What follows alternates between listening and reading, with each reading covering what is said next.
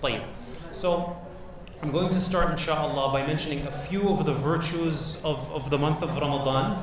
Although we've been hearing about the virtues of the month of Ramadan, we heard about it in the khutbah yesterday, and that's something that we'll continue to talk about throughout the month. But I'm going to mention a few of them and try to offer some practical advice. I'm going to try to offer a little bit of practical advice for how to be successful, how to take advantage of the month of Ramadan. And then I will pass the microphone over to Sheikh Mahmoud, who will explain some of the important rulings related to Ramadan and the rulings of fasting. And then hopefully we'll have a little bit of time in the end for some Q&A, inshallah. So as we begin, we know that with anything in life, when there's something important that we're going to do, we have to prepare for it. We have to prepare ourselves for it.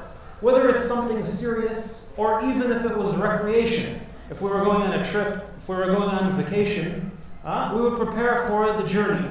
We would prepare what we're going to take with us and how much money we need and who's coming, and we'd pack bags and we prepare ourselves for the journey. So as such, as Ramadan comes in, we have to make sure that we're prepared for it. And that's what we're going to try to do tonight, inshallah. Of course, Ramadan is the month of the Quran. Allah subhanahu wa ta'ala says, شَهْرُ رَمَضَانِ الَّذِي أُنزِلَ فِيهِ الْقُرْآنُ هُدًى لِلنَّاسِ. That the month of Ramadan was the month when the Quran was revealed as a guidance for mankind, as a guidance for the people. And as we heard in the khutbah yesterday, the month of Ramadan was also the month, as came in an authentic narration, that the Suhuf of Ibrahim and the Zabur and the Injil and the Tawrat, that they were all revealed during the month of Ramadan. So clearly Allah subhanahu wa ta'ala has singled out the month of Ramadan for all kinds of good, for all types of guidance, for everything that leads us to success and leads us to Jannah. We're going to find it in the month of Ramadan. The month of Ramadan is a month that can wipe away all of our previous sins. Bring us back to having a clean, fresh book, a new page in life. We all make mistakes. We can think of some major mistakes that we've made in life. So this is the month that we have the opportunity to have all of those sins forgiven. And we start fresh. Prophet Muhammad sallallahu alaihi wasallam, he said, مَنْ قَامَ رَمَضَانَ إِيمَانًا وَاحْتِسَابًا غُفِرَ لَهُ مَا تَقَدَّمَ مِنْ ذَنْبِهِ. Or مَنْ قَامَ لَيْلَةَ الْقَدْرِ إِيمَانًا وَاحْتِسَابًا غُفِرَ لَهُ مَا تَقَدَّمَ مِنْ ذَنْبِهِ. He said, the one who fasts Ramadan, or the one who also stands during the month of Ramadan. And in another narration, the one who stands for Laylat al-Qadr, just that one night, he will have, with Iman and seeking the reward from Allah, will have all of their previous sins forgiven. So we have to keep that in mind going into Ramadan. This is a month when verdicts will be written by Allah. People will be completely freed from the fire. People will have their books wiped away and come back clean. The month of Ramadan is the month that the gates of Jannah are open. The gates of the hellfire are locked and closed. The shayateen, the devils are chained up. The Prophet Muhammad sallallahu alaihi wasallam, he said, إِذَا جَاءَ رَمَضَانَ فتحت أبواب الجنة وغلقت أبواب النار وصفدت الشياطين. He said that the gates of Jannah are open, the gates of hellfire are closed, and the shayateen are chained up. Their influence is greatly weakened. And that's why we find it so easy to perform the ibadat that we're not sometimes able to perform as well the rest of the year. Where we find it easy to leave those bad habits and to leave some of those sins that we struggle with all year. And what does it mean when the gates of Jannah are opened? This is an indication. The Prophet Muhammad ﷺ, in some of the narrations when he describes Jannah, he says that just one of the gates of Jannah, that from its gate post to the other gate post, from one side of the door itself to the other side of the door, like the doors in our homes, how wide are they? 34 inches, 36 inches. One of the gates of Jannah, to get from one of its gate posts to the other, is a travel of 40 years. A travel of 40 years, subhanAllah. This is just one of the gates of Jannah.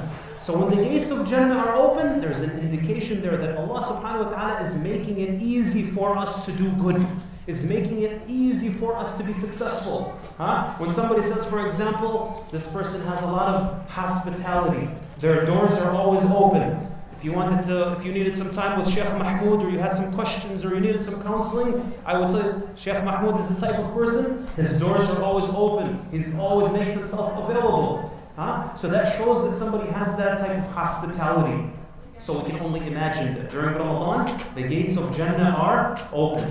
So we have to start by recognizing this great blessing of Allah subhanahu wa ta'ala. And this is going to be the first bit of practical advice. We have to recognize the blessing that Allah subhanahu wa ta'ala has given us to live to see another Ramadan. Now what happens a lot of times when Ramadan starts, we go into the month and we have big aspirations. We have a lot of plans. We want to pray Taraweeh every night, and we plan to make khatam, read the entire Quran from cover to cover. We have goals, but then we find that a lot of times, a couple of days into the month, we start to get busy, and we start to feel lazy, and we start to get tired, and all of a sudden we're losing the motivation. And why is that? Maybe we're not going in with realistic expectations. So we want to give ourselves realistic expectations. First of all, recognize this blessing that Allah subhanahu wa ta'ala has given us. Some of the scholars, when they talked about the blessings of Allah, they said that Allah subhanahu wa ta'ala gives blessings. And as long as there's gratitude there, then the blessing remains. But if Allah subhanahu wa ta'ala removes, if He pulls the blessing back from somebody, then rarely does Allah subhanahu wa ta'ala give that same blessing again.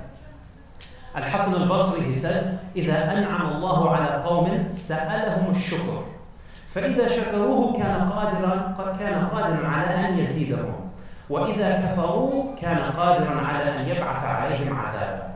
He said that Allah subhanahu wa ta'ala bestows His blessings upon people. And if He requests from them that they show gratitude for those blessings, if they do that, then He is all capable of increasing those blessings.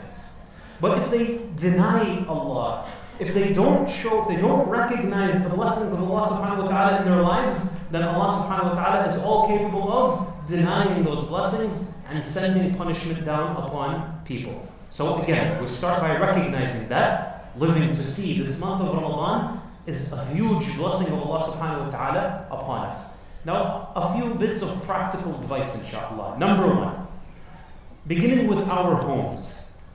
The environment of the home. This is something that's very important. Making sure that the environment in our homes is favorable, is conducive to having a successful Ramadan.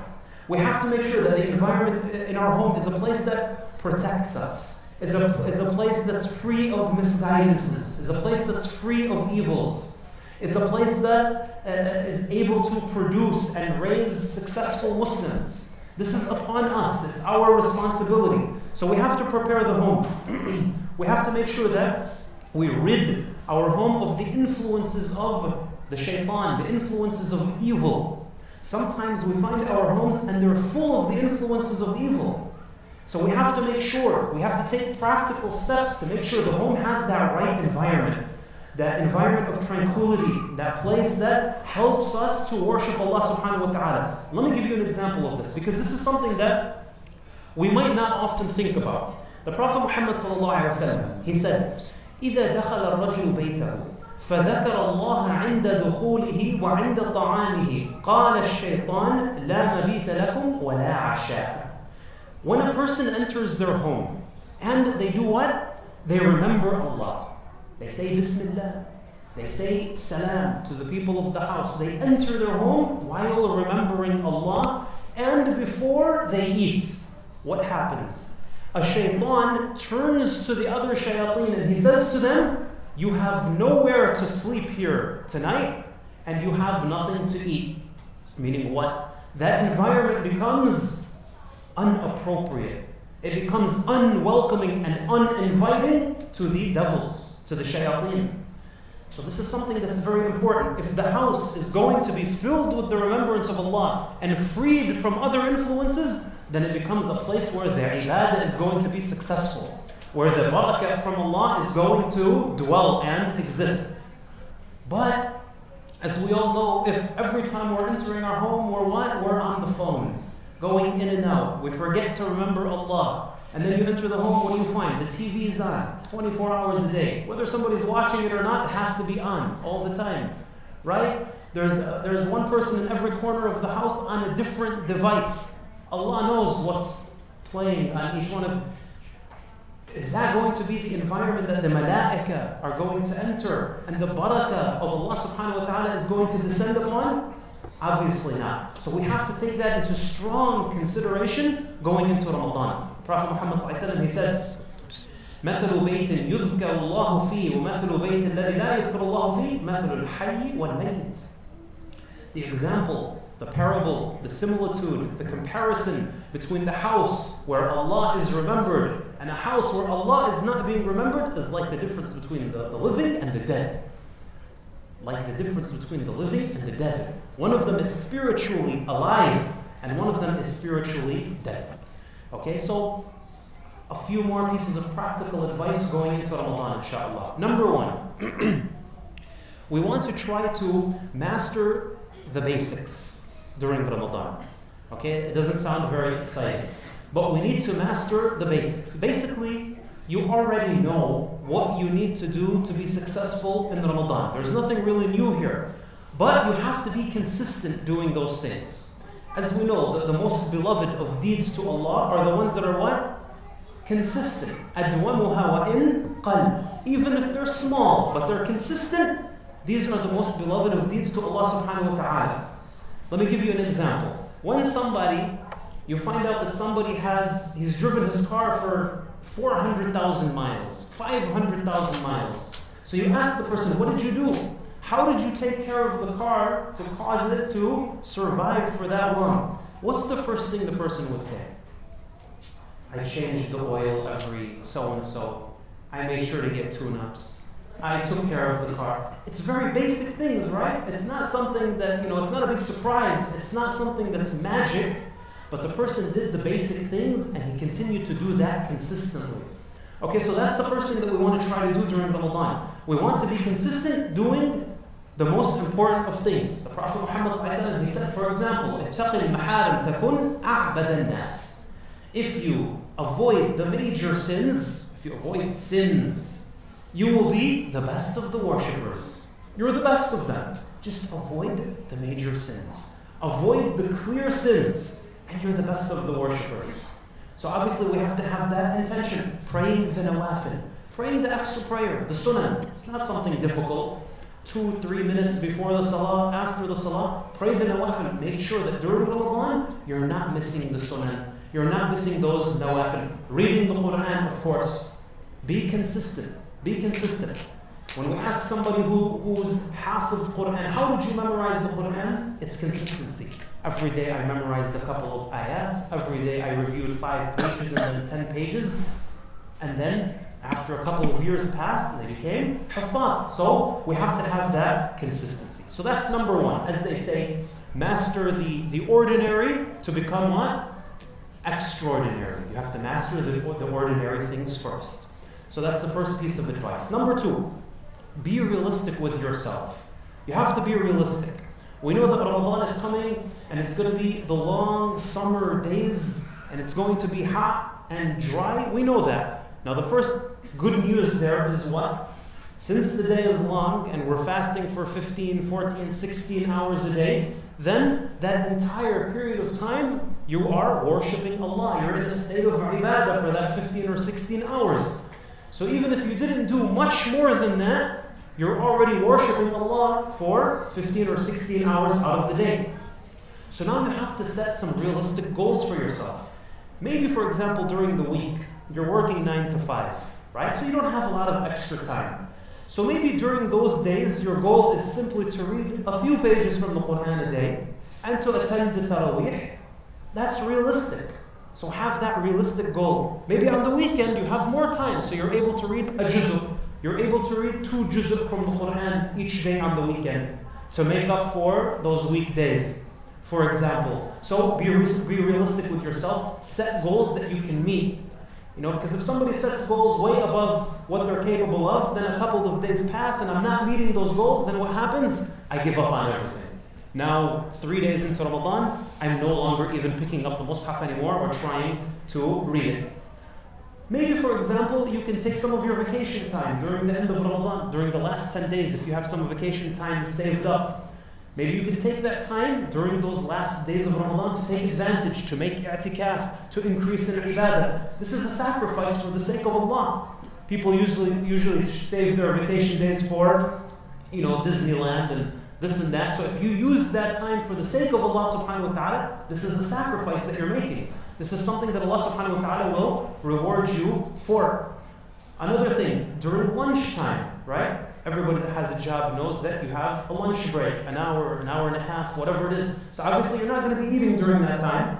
So maybe you can use that time to read Quran, to listen to something beneficial, to say some adhkar. Whatever it is, we want to try to maximize those times. When we're in the car, for example, listen to the Quran. This is an act of worship. This is something that we actually find in the Sunnah of the Prophet Muhammad sallallahu alaihi wasallam, listening to the Quran. Sometimes the Prophet Muhammad sallallahu alaihi wasallam, he used to like to hear the Quran recited by other people, and he would listen. For example, when he heard Abu Musa al-Ash'ari reciting the Quran, then Abu Musa told him later on, he said, لو علمت أنك تستمع لقراءتي لحبرتها لك تحبيرا. He said, if I knew that you were listening to, he found out later. The Prophet Muhammad ﷺ was listening to him recite the Quran. So he said, if I knew that you were listening to me, Ya Rasulullah, then I would have beautified my recitation even more than that.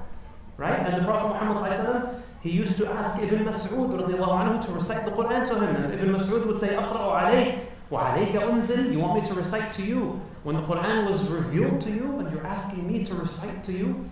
So the Prophet Muhammad ﷺ, sometimes he liked to hear the Quran recited by other people.